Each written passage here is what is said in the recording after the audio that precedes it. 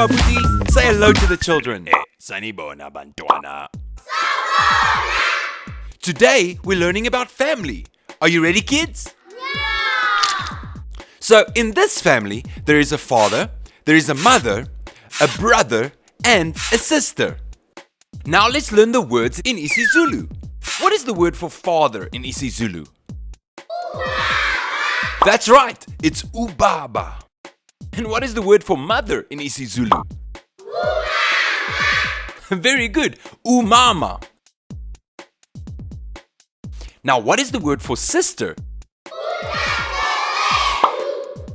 Very good, udadewethu.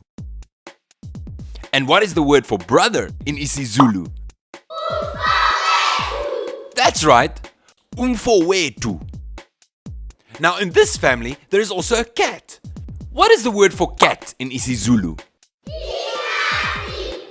That's right, ikati. What is the word for dog in isiZulu?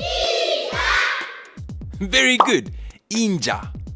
So, we have ubaba, umama, umfowethu, udadewethu, inja, and ikati. And now you can use these words in sentences. Goodbye, Abuti. Goodbye, kids. See you next time. Salani kahle.